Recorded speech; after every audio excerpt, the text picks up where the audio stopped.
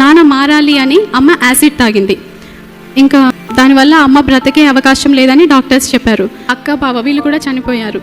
ఇటు చూస్తే నాన్న లేడు. చుట్టుపక్కల వారందరూ అసలు వీళ్ళ పరిస్థితి ఏంటి, ఇలా అయిపోతుంది ఏంటి అని అనుకుంటూ ఉన్నారు.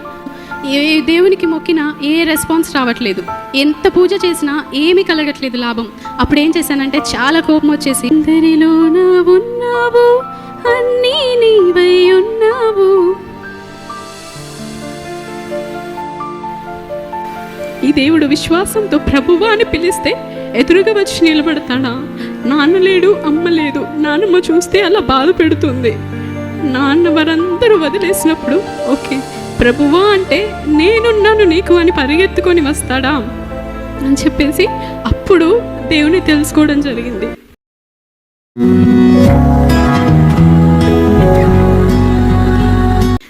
అయితే మా నాన్నగారికి మా అమ్మకి మేమిద్దరం ముగ్గురం ఆడపిల్లలమే. అక్క అండ్ బావ కొంచెం కొన్ని కారణాల వల్ల చనిపోవడం జరిగింది, సూసైడ్ చేసుకొని చనిపోయారు వాళ్ళు. తర్వాత మా చెల్లి నేను ఇద్దరమే ఉంటూ ఉండేవాళ్ళం.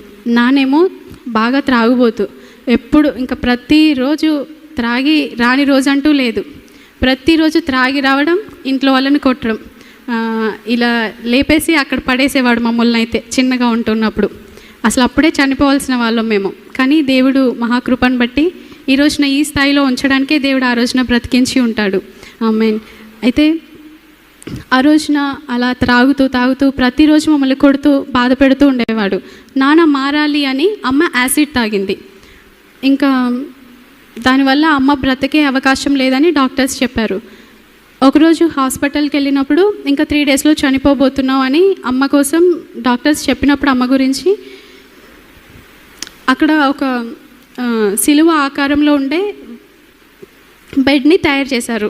సిలువ ఆకారంలో ఉండే బెడ్ని తయారు చేసి ఎవరైనా మరణశయ్యం మీద ఉన్నప్పుడు దాని మీద పడుకోబెట్టి వాళ్ళు ఆపరేషన్ చేస్తూ ఉండేవాళ్ళు. అలాగైనా దేవుని తెలుసుకుంటారనో మరి ఏంటో తెలియదు, కానీ సిలువ ఆకారంలో ఉండే ఒక బెడ్ని తయారు చేసి దానిపైన ఆపరేషన్ చేస్తూ ఉండేవాళ్ళు.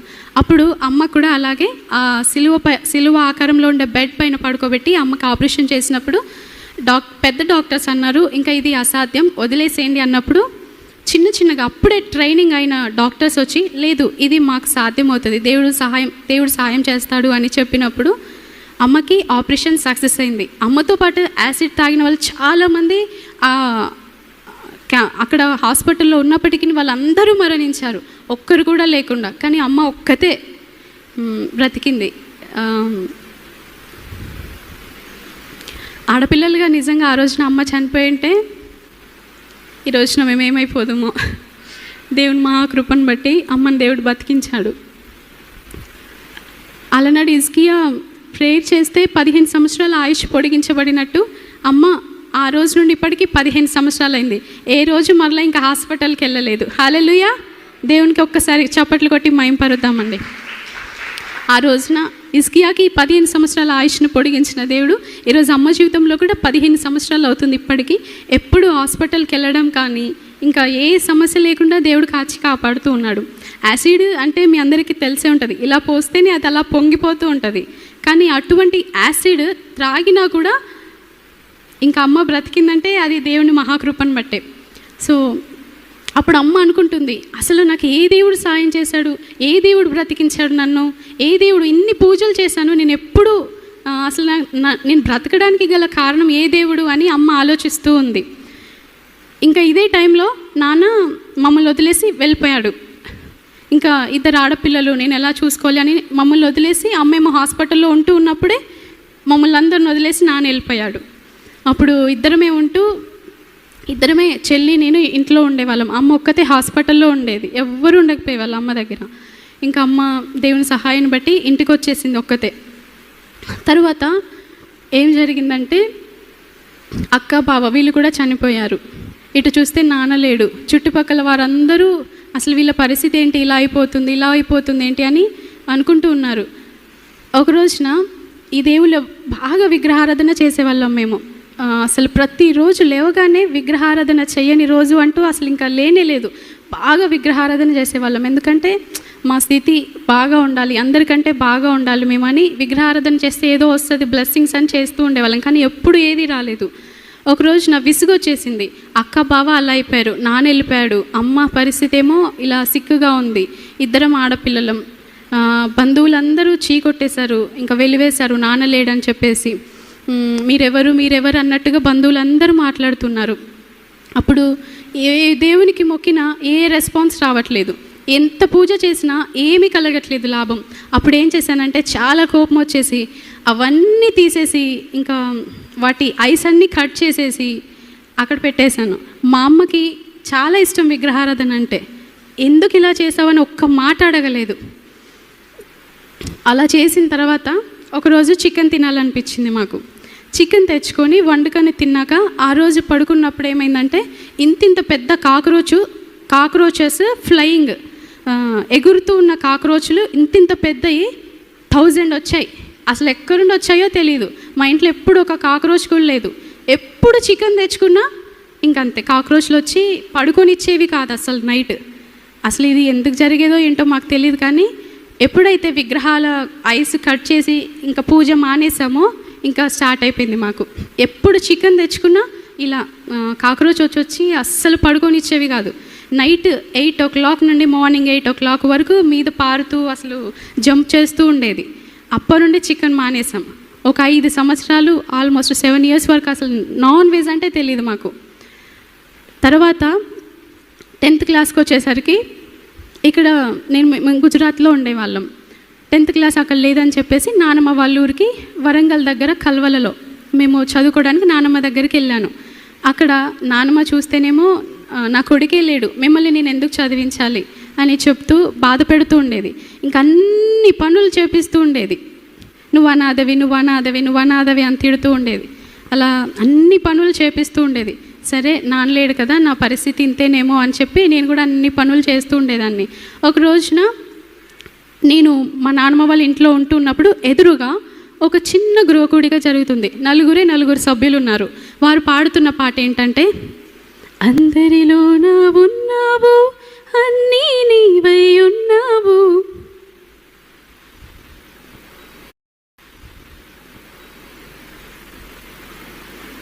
అందరిలోన ఉన్నావు అన్నీ నీవై ఉన్నావు, విశ్వాసముతో ప్రభువా అంటే ఎదురుగా వచ్చి నిలబడతావు అనే పాట పాడుతూ ఉన్నప్పుడు నాకు ఆదరణ కలిగింది. ఓహో, ఈ దేవుడు ఉన్నాడా, ఈ దేవుడు అందరిలో ఉంటాడా, ఓకే, ఈ దేవుడు విశ్వాసంతో ప్రభువా అని పిలిస్తే ఎదురుగా వచ్చి నిలబడతాడా.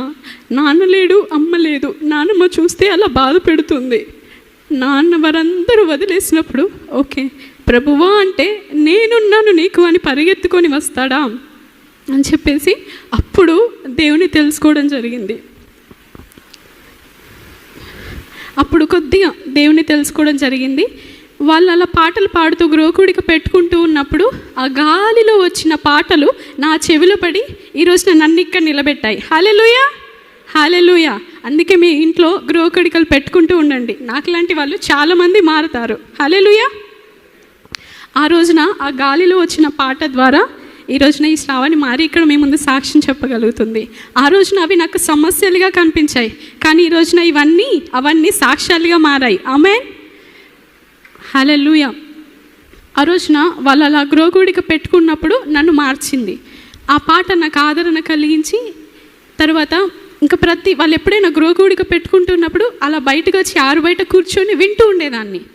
అప్పుడు మా నాన్నమ్మ వాళ్ళు, ఓహో వాళ్ళు కూడా యేసు రక్తం వేసేసి నిన్ను మార్చేశారా, యేసు రక్తం అంటూ వాళ్ళు మనుషులను అందరినీ మారుస్తూ ఉంటారు, నిన్ను కూడా మార్చేశారా, నీ మీద కూడా యేసు రక్తం వేసారా అని చెప్తూ గేలి చేస్తూ, నువ్వు కూడా మామూలుగా ఊర్లలో మాదిగ దేవుడు, మాల దేవుడు అని తిడుతూ ఉంటారు. సో నన్ను కూడా అలా, ఓహో నువ్వు కూడా అటు కన్వర్ట్ అయిపోయావా, నువ్వు కూడా మాదిగ దేవుని నమ్ముకున్నావా అంటూ నన్ను ఇలా అపహేళన చేస్తూ ఉండేవాళ్ళు. సరే పోనీలే ఏమన్నా అనుకోని అని వదిలేసి ఒక చిన్న నాకు బైబిల్ కూడా లేదు. అప్పుడు ట్రైన్లో వెళ్తున్నప్పుడు ఒక సిస్టర్ కలిసారు. ఇంకా చర్చికి వెళ్ళడం అదేమీ స్టార్ట్ చేయలేదు. అప్పుడు ఒక ట్రైన్లో కలిసింది ఒక సిస్టర్. నీ ఆశ ఏంటో దేవునితో చెప్పు, దేవుడు నెరవేరుస్తాడు అని చెప్పి ఒక చిన్న బైబిల్ ఇచ్చింది. అది ఇప్పటికీ ఉన్నది, మా పిల్లలు కూడా అదే చదువుతూ ఉంటారు. అయితే ఆ బైబిల్ నాకు చదవడం రాకపోయేది, అర్థమే అవ్వకపోయేది అసలు.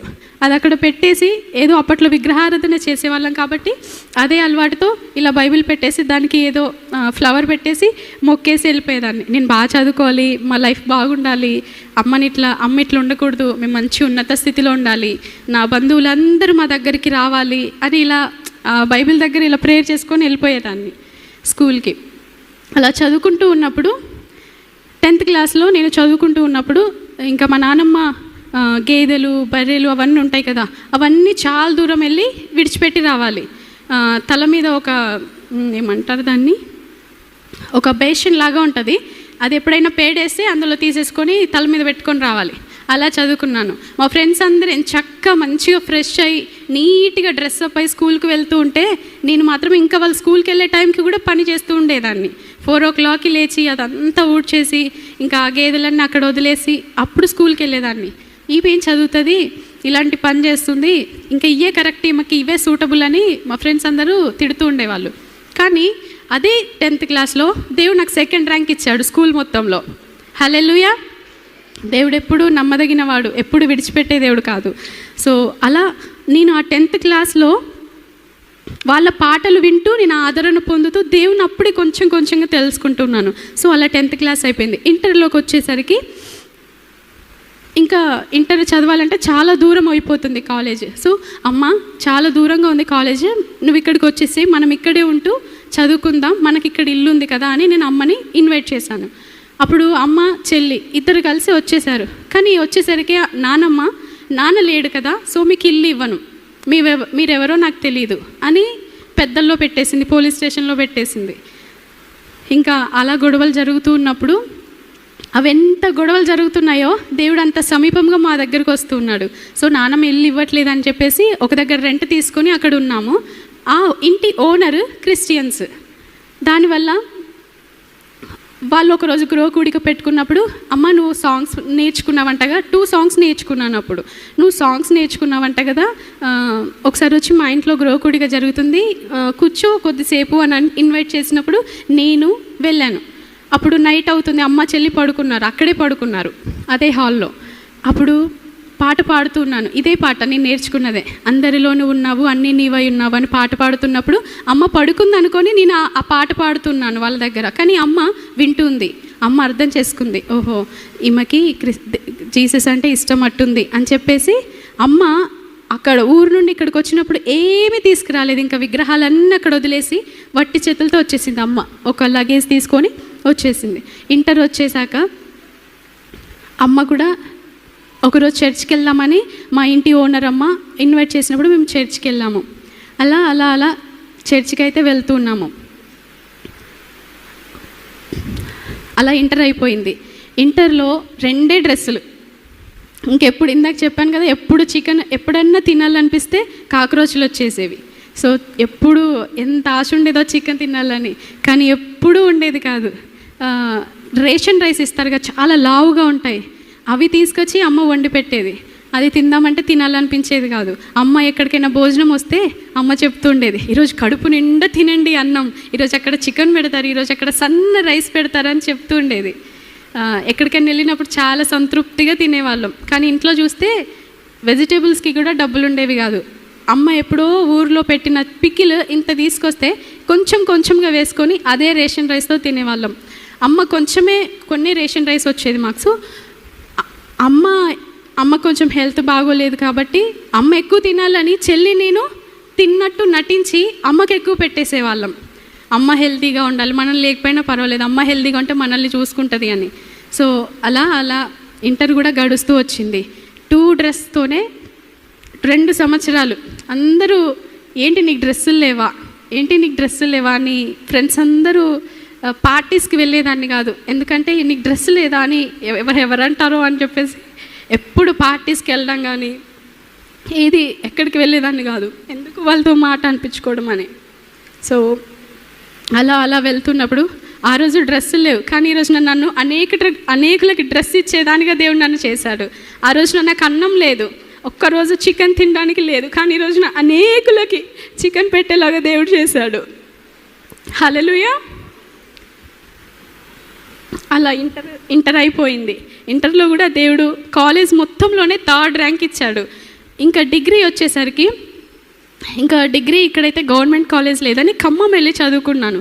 హాస్టల్లో ఉండి ఖమ్మంలో చదువుకుంటూ ఉన్నప్పుడు ఒక అమ్మ ఆ పెద్ద కాలేజ్, చాలా పెద్దది, ఇక్కడ నుండి చాలా పెద్దగా ఉంటుంది.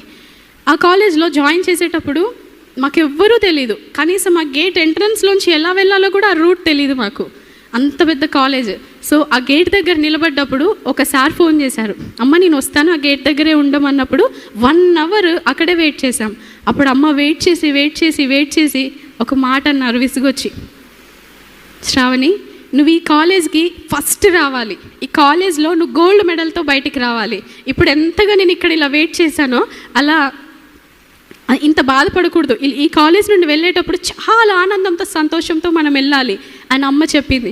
ఆ మాటలు బాగా నన్ను హృదయంలో నేను భద్రపరుచుకొని ఆ కాలేజ్లో జాయిన్ అయిన రోజు నుండి ఆ 3 years కూడా నా హాస్టల్లో రాసి పెట్టుకున్నాను ఒక గోడ మీద, శ్రావణి నువ్వు అదే మా అమ్మ ఏ మాటలు అయితే చెప్పిందో ఆ మాటలు, గోల్డ్ మెడల్ పొందుకోవాలి, so don't waste your time, అలా రాసి పెట్టుకున్నాను. ఎప్పుడైనా ఫ్రెండ్స్ వచ్చి మాట్లాడుతుంటే అది చూసి నాకు వెంటనే గుర్తొచ్చేది అమ్మ చెప్పిన మాటలు. సో ఎప్పుడు కానీ నేను టైం వేస్ట్ కానీ వేరే వాళ్ళతో మాట్లాడడం కానీ ఎక్కువ అలా ఏం చేసేదాన్ని కాదు. హాస్టల్లో ఉన్నప్పుడు కూడా అందరినీ ఇలా కూర్చోబెట్టేసి వాళ్ళకి చిన్నగా మెసేజ్ చెప్పడం, కంటత వాక్యాలు ఇవ్వడం, సాంగ్స్ నేర్పించడం అలా చేస్తూ ఉండేవాళ్ళం. ఎప్పుడు ఆ గోల్డ్ మెడల్ అని కనబడగానే అమ్మ గుర్తొచ్చేది, అమ్మో చదువుకోవాలి అని చెప్పి వెంటనే అలా చదువుకుంటూ ఉన్నాను. అమ్మ ఏదైతే కోరుకుందో అమ్మ ఒక్క గోల్డ్ మెడలే కోరింది, కానీ అదే కాలేజ్ నుండి బయటకు వచ్చేటప్పుడు దేవుడు నాకు 3 గోల్డ్ మెడల్ ఇచ్చాడు. హల్లెలూయా, చాలా సంతోషంగా ఉంది. అమ్మ నేను కళ్ళతో చూడాలి నీ గోల్డ్ మెడల్ ఇస్తూ ఉంటే అని అమ్మ కూడా ఆ రోజు ఫంక్షన్కి వచ్చారు. అదే హాస్టల్లో ఉండి నేను చదువుకుంటూ ఉన్నప్పుడు ఫస్ట్ ఇయర్లో నాకు ఎగ్జామ్ రాయడానికి వెళ్ళడానికి వేరే కాలేజ్లో రాయడానికి వెళ్ళడానికి నాకు రూట్ తెలీదు. నాకు ఖమ్మం కొత్త కాబట్టి ఎలా వెళ్ళాలో తెలీదు. నాకు ఆ టెన్షన్కి చాలా ఫీవర్ వచ్చేసింది. అప్పుడు నా దగ్గర చూస్తే 20 రూపీసే ఉన్నాయి. ఇంకో 2 daysలో ఎగ్జామ్ ఉంది. ఏం చేయాలో అర్థం కావట్లేదు. ఏడుస్తూ అలా పడుకొని ఏడుస్తూ ఉన్నప్పుడు ఒక పక్కన రూమ్ సిస్టర్ వచ్చి హాస్పిటల్కి తీసుకెళ్లారు. ఈ డాక్టర్ బాగా చూస్తారు, ఒక్కసారి రా అని అంటే ఆ 20 రూపీస్ పట్టుకొని హాస్పిటల్కి వెళ్ళాను. హాస్పిటల్కి వెళ్తే అమ్మ నీకు చాలా ఫీవర్ ఉంది, 108 ఫీవర్ ఉంది, ఇది 2 daysలో ఎగ్జామ్ ఉంది, ఇంజెక్షన్ చేయాలి అని చెప్పాను. ఓపీఏ 300 అయింది. ఇంజెక్షన్, ట్యాబ్లెట్స్, డాక్టర్ ఫీజు అని చెప్పి మొత్తం కలిపి 500 ప్లస్ ఎబో వేశారు. అప్పుడు ఏడుస్తూ ఉన్నాను. ఏంటమ్మా ఏడుస్తున్నావు, నేను ఏం చెప్పలేదు, ఏం అనలేదు కదా అంటే, సారీ డాక్టర్ నాకు ఇంజెక్షన్ వద్దు, ఏది వద్దు, నాకు ఏ ఓపీ వద్దు, నేను వెళ్ళిపోతాను, నా దగ్గర అంత అమౌంట్ లేదు అని ఏడుస్తూ ఉంటే, దానికి ఎందుకు ఏడవడం అమ్మ, వద్దులే, నీకు సాయం చేస్తే దేవుడు నాకు సాయం చేస్తాడు అని చెప్పి 10 రూపీస్ తీసుకొని 10 రూపీస్ నాకు రిటర్న్ ఇచ్చేసి ఆ 10 రూపీస్ మెడిసిన్ బిల్ కట్టండి అని చెప్పారు. హల్లెలూయా, దేవుడు ఆ రోజున అంత కృప చూపించాడు కాబట్టి ఈరోజు నేను ఆరోగ్యంగా ఇక్కడ నిలబడ్డాను. అలా ఆ డాక్టర్కి దేవుడు మంచి మనసునిచ్చి నాకు ఎగ్జామ్ రాయడానికి మంచి ఇంజెక్షన్ వేశారు, మంచి ట్యాబ్లెట్స్ ఇచ్చారు. ఆ 20 రూపీస్తోనే 500 ప్లస్ అమౌంట్ని దేవుడు 20 రూపీస్కి అలా తగ్గించేశాడు.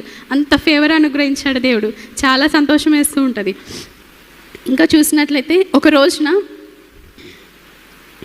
ఇక్కడ చాలామంది యవ్వనస్తులు ఉన్నారు కాబట్టి నేను మా మ్యారేజ్ స్టోరీ చెప్పాలనుకుంటున్నాను. ఒక బ్రదర్ ఒక పాస్టర్ గారికి ఒక ఫోన్ గిఫ్ట్గా ఇచ్చారు. అందులో బ్రదర్ కాంటాక్ట్స్, ఇంకా చాలామంది బ్రదర్స్ కాంటాక్ట్స్, అంకుల్స్, ఆంటీస్, అన్ని సిస్టర్స్ అందరి ఉన్నాయి కాంటాక్ట్స్. నేను డిగ్రీ చదువుతూ ఉన్నప్పుడు ఆ ఫోన్ నేను కొనుక్కోవడం జరిగింది. పాస్టర్ గారు నాకు అమ్మేశారు, బాగా పనిచేయట్లేదని చెప్పింది. అప్పుడు ఆ ఫోన్ నేను కొనుక్కున్నప్పుడు నేను సర్టిఫికేట్స్ కోసమని కాలేజ్కి వెళ్తూ అలా కాలేజ్లో హాస్టల్ నుండి కాలేజ్కి వెళ్తూ ఉన్నప్పుడు కొంతమంది బాయ్స్ వెంటపడుతూ ఉండేవాళ్ళు, నేను పెళ్లి చేసుకుంటాను, నేను చేసుకుంటా అని. అలా వెంటపడుతున్నప్పుడు నేను వాళ్ళని ఎలా తప్పించుకోవాలో తెలియక, చాలామందికి ఏం చెప్పాలో తెలియక ఇలా ఫోన్ ఇలా స్క్రోల్ చేస్తూ ఒక ఫోటో చూద్దాం, అది చూపెడదాం అని చెప్పి ఇలా స్క్రోల్ చేస్తూ ఉన్నాను. చాలా ఫొటోస్ ఉన్నాయి, కానీ బ్రదర్ ఫోటో ఇలా ఐకాన్ క్లిక్ చేసి, ఇదిగో ఈ అబ్బాయితో నాకు ఎంగేజ్మెంట్ ఫిక్స్ అయిపోయింది, ఫలానా డేట్, ఫలానా మంత్, ఫలానా టైం అని చెప్పాను. అలా చెప్తూ ఉన్నప్పుడే దేవుడు ఆమేన్ అనేసాడు. నిజంగా అదే జరిగిపోయింది. హల్లెలూయా. చాలామంది యవ్వన కాలంలో ఉంటున్నప్పుడు ప్రేమిస్తూ ఉంటారు కదా. సో అలా మేము పెళ్ళికి ముందు ఏం చేసామంటే, తను అక్కడే వాళ్ళ ఇంట్లో, నేను మా ఇంట్లో ఉన్నప్పుడు ఫోన్స్ చేసుకొని అందరూ తర్వాత ఏంటంటో మాట్లాడుకుంటారు. నాకు అంతగా తెలియదు, ఎలా చెప్పాలో అర్థం కావట్లేదు. ఏంటంటో మాట్లాడుకుంటారు. కానీ మేము పెళ్ళికి ముందు ఏం చేసామంటే 3 లేసి కాన్ఫరెన్స్ కాల్లో ప్రేయర్ చేస్తూ ఉండేవాళ్ళం.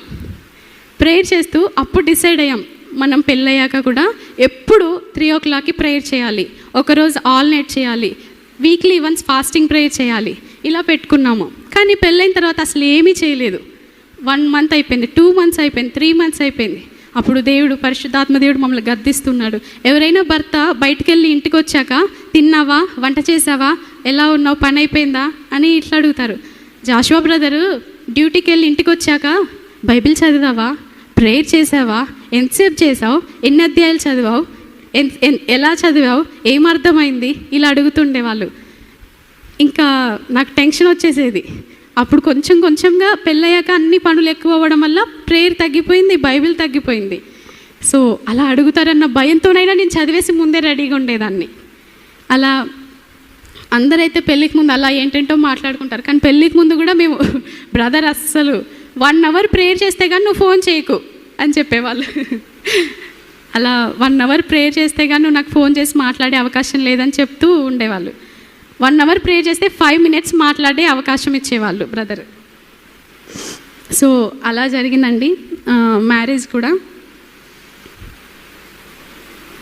ఇంకా పెళ్ళికి ముందు చాలామంది అడుగుతుండేవాళ్ళు, నీకు ఎలాంటి భర్త కావాలనుకుంటున్నావు, అమ్మ కూడా నీకు పెళ్ళి సంబంధం చూడాలిగా, ఎలాంటి వాళ్ళు కావాలనుకుంటున్నావు అని అమ్మ అడిగినప్పుడు ఒకే మాట చెప్తుండేదాన్ని, ఇంత హైట్ ఉండాలి, వైట్గా ఉండాలి, హైదరాబాద్లో ఉండాలి, జాబ్ చేస్తూ ఉండాలి, ప్లస్ పాస్టర్గా కూడా ఉండాలి, 2 చేయాలి, జాబ్ చేస్తూ ఉండాలి, పాస్టర్గా కూడా ఉండాలి, హైదరాబాద్లో ఇల్లు ఉండాలి, కారు ఉండాలి, ఇవి చెప్పాను. కానీ బ్రదర్ని పెళ్లి చేసుకున్నప్పుడు అసలు ఏమీ లేవు, అవేమీ లేవు. పాస్టర్ కూడా కాదు జాషువా బ్రదర్ గారు, పాస్టర్ కాదు, హైదరాబాద్లో ఇల్లు లేదు, అసలు ఏమీ లేదు. కానీ చేసుకుని అయితే చేసుకున్నాను. కానీ నా హృదయ వాంఛలను దేవుడు ఎలా తీరుస్తున్నాడంటే, నిజంగా హైదరాబాద్ వచ్చారు, ప్లస్ పెళ్ళి కాకముందు పాస్టర్ కాదు, కానీ పెళ్ళి అయ్యాక నా హృదయ వాంఛను దేవుడు తీర్చాడు. పాస్టర్ అయ్యారు, ప్లస్ జాబ్ చేస్తూ ఉన్నారు, హైదరాబాద్లో ఉంటారు. ఇంక 2 కోరికలు మిగిలాయి, ఇల్లు, కారు. ఆ 2 కూడా దేవుడు ఇచ్చేశాడు. ఆమేన్, హల్లెలూయా. ఇంకొక చిన్నది చెప్పి నేను ముగిస్తానండి. ఇలా మేము హైదరాబాద్లో పెళ్ళయ్యాక మొన్న రీసెంట్గా ఏం జరిగిందంటే, మా ఇంటి పక్కన వాళ్ళు టీవీ సౌండ్ బాగా పెట్టుకొని చాలా డిస్టర్బ్ చేస్తూ ఉండేవాళ్ళు. ఎప్పుడు చూడు సీరియల్స్, సినిమాస్, అవి సాంగ్స్ పెట్టుకుంటే ప్రేయర్ చేసుకునే దగ్గరికి బాగా వినిపించేది. అవి చాలా డిస్టర్బెన్స్గా ఉంటున్నాయి అని చెప్పి ఫోన్లో హెడ్సెట్ పెట్టుకొని సాంగ్స్ పెట్టుకొని వింటూ ప్రేయర్ చేసుకునేదాన్ని. అలా 1 మంత్ అయిపోయింది, 2 మంత్స్ అయిపోయింది, చాలా ఇబ్బంది అయిపోతుంది. అప్పుడు నేను ఏం చేశానంటే, మా కిచెన్లో, నేను ఎక్కువ కిచెన్లో ఉంటాను కాబట్టి కిచెన్లో యుద్ధము యెహోవాదే అని రాసి పేపర్ని అక్కడ స్టిక్ చేసి, ఎప్పుడు సాంగ్ వినబడ్డా వాళ్ళది యుద్ధం యెహోవాదే, యుద్ధం యెహోవాదే, యుద్ధం యెహోవాదే అని పలుకుతూ ఉండేదాన్ని. అలా పలుకుతూ ఉన్నప్పుడు ఆ రాసిన వెరీ నెక్స్ట్ డే వాళ్ళ టీవీ పగిలిపోయింది. హల్లెలూయా. మీరు అలా చేయకండి, తిడతారు. అలా టీవీ పగిలిపోయింది. ఏంటి ఇలా జరిగిందని వాళ్ళు ఆశ్చర్యపోయారు. కానీ వాళ్ళకి తెలీదు, రహస్యంగా చేసేదానికి దేవుడు బహిరంగంగా ప్రతిఫలం ఇస్తాడు. హల్లెలూయా. అలా ఇంకా చాలా ఉన్నాయి. ఒకరోజు ఈ చిన్న చెప్పి ముగిస్తాను. మీ ఇంట్లో ఎవరింట్లోనైనా ఎలుకలు ఉన్నాయా? అయితే మా ఇంట్లో చిన్నగా ఉంటున్నప్పుడు ఇల్లు, ఎలుకలు ఆల్మోస్ట్ పిల్లికి కొంచెం చిన్న సైజు, చాలా పెద్దగా ఉండేది. పిల్లికి కొంచెం చిన్న సైజు అంటే అర్థం చేసుకోండి ఎంత పెద్దగా ఉండేదో. చాలా 50+ అలా ఉండేదేమో. అస్సలు వాటి స్మెల్, అవి తిరగడం చాలా అసహ్యంగా ఉండేది. ఒకరోజు ఫాస్టింగ్ ఉండి మోకరించి, ఈరోజు ఏదేమైనా సరే మా ఇంట్లో ఎలుకలు ఉండడానికి వీల్లేదని చెప్పి మోకరించి డోర్స్ అన్నీ వేసేసుకొని కొంచెము, మా అమ్మ వాళ్ళు ఎప్పుడన్నా వస్తారేమో బయటికి పనికి వెళ్ళారు, డోర్స్ కొంచెం ఓపెన్ చేసేసి నేను ప్రేయర్ చేస్తున్నాను, ఫాస్టింగ్ ఉండి చేస్తున్నాను 9 నుండి 3 వరకు ప్రేయర్ అయిపోయింది. ఇంకా చేస్తూనే ఉన్నాను. ఇంకా మోకాళ్ళ మీద నుండి ఏడుస్తూ ప్రేయర్ చేస్తున్నాను. మా ఇంట్లో ఎలుకలు ఉండొద్దు, ఎలుకల వల్ల చాలా అనారోగ్య సమస్యలు వస్తుంటాయి. సో అలా నాకు వద్దు ప్రభు, మా ఇంట్లో ఎలుకలు ఉండొద్దు, డిస్టర్బెన్స్ ఉండొద్దు, నైట్ పడుకున్నా కూడా అసలు పడుకొనిచ్చేవి కాదు. అప్పుడు నేను మోకరించి ఉపవాసం ఉండి ప్రార్థిస్తున్నప్పుడు ఒక పిల్లి, నేను కొంచెం డోర్ ఓపెన్ చేసి పెట్టాను, అమ్మ వాళ్ళు వస్తారని ఒక పిల్లి వచ్చి అంతే ఎలుకల్ని తీసుకుంటుంది, వెళ్ళిపోతుంది. ఏంటి సౌండ్ అని చూస్తే పిల్లి నోట్లో పెద్ద పెద్ద ఎలుకలు, వస్తుంది తీసుకెళ్తుంది, అన్నీ తీసుకెళ్ళిపోయింది. హల్లెలూయా. మీ ఇంట్లో కూడా ఏదైనా సమస్య ఉంటే ఉపవాసం ఉండి ప్రార్థించండి. అలా కన్నీటితో ప్రార్థించినప్పుడు, ఉపవాసం ఉండి మెయిన్గా ప్రార్థించినప్పుడు దేవుడు అద్భుతాలు చేస్తాడు. హల్లెలూయా.